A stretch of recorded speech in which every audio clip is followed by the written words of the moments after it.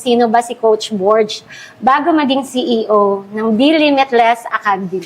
So in regards with that, before Be Limitless Academy, yung roots ko talaga is in the BPO industry. So I was also a regular employee. Sa years na yon, parang alam mo yon, yung nagtatanong ka sa Lord, ano bang plano mo sa akin? Kasi that time I'm really active in the church. 17 pa lang ako, I'm leading people. So yun yung naging training ground ko sa leadership. And 20 years old pa lang ako, nag-lead na ako ng thousands of people kasi malaki nga yung church. To the point na I was being invited in a month or two sa Singapore, Hong Kong, just to empower churches, empower young people. At naging talagang yun yung training ground ko. Why na, Lord, ito pala yung ginagawa ko, transformational events, dati pa lang. May mga formal seminars and modules ako na win-workout noon, nag-Bible school din ako in Malaysia and everything.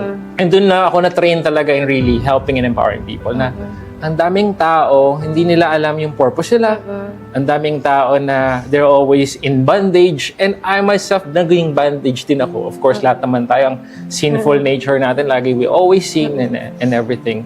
Hanggang sa parang wala akong career. BPO industry, hindi ka makaipon. Yes. Tapos may credit card ka, ang dami mong utang. So parang ganun. Employee mindset ako that time. And then, 2014, that's the time na rock bottom ako. Ang daming mga nangyari sa akin na hindi maganda. Walang love life, walang career, wala lahat. I even get to the point na because I have a failure that time, parang naranasan mong mabash pero hindi online. Offline. Kasi yun nga, let's face it, ang Pilipino, di ba? Parang chismoso, may pagkamarites.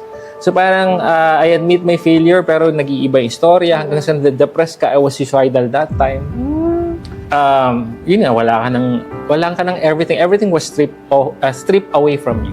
So wala kang career. Then dun ko naintindihan na may mentor ako who helped me na pumasok sa insurance industry. Yun yung nag-start ako talaga na yung entrepreneurial journey ko. Pero kasi hindi ko magamit yung leadership skills ko.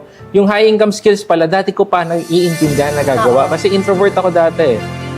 Hanggang sa lumawa ako, I expanded myself. Hanggang sa doon ko mas naiintindihan yung purpose ng Lord sa akin. Na sa insurance industry, naging full-time ako. I gave myself 6 months timeline for me to be full-time in that industry. Kasi gusto ko hawak. Lahat naman tayo gusto natin ng time freedom, financial freedom. At nagawa ko yon during 2015. 2016, nag-full-time na ako doon until I build and raise an empire by God's grace. Nagkaroon ako ng 3 branches and 500 plus people. Hanggang sa doon ko na birth yung Be Limitless Academy. That was pandemic 2020, parang takot ang lahat, hindi alam gagawin. I raised a branch that time. Tapos kala ko nga malolos na yung business, di ba? Lahat tayo natakot during pandemic. And actually, lately, itong mga in-interview ko, galing din yung parang mga idea nila nung time ng pandemic. Yes. So yung sa inyo pala, na-establish ang Be Limitless Academy nung pandemic din? Yes. Originally sa Sales Academy, so parang, di ba, during pandemic 2020, parang nag-innovate na ako. Actually, before pandemic pa lang, I'm more on virtual and online, I'm more on social media prospecting. Sa industry namin, hindi nila ginagawa yun. So, when I focus with online and social media, digital marketing, doon na nag-boom. From 115 people, naging 500 plus na, and then I raised 3 branches. And doon ko, ang dami nagpapamentor, isa ka lang, hindi mo kaya lahat.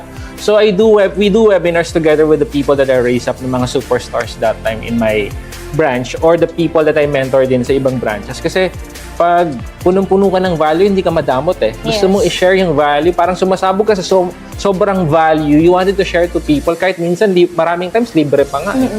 Hanggang sa doon na nag-start. Sales Academy talaga si Be Limitless. Hanggang sa during 2023, doon ko na in-expand yung niche na why not? Marami na ako na-attendan ng seminars, transformational seminars since 2018. Actually, 2019, I also created my own business community, yung mga CEOs and entrepreneurs, kasi sobrang active ko nga in regards with seminars. Then, doon na... Andun talaga yung passion mo?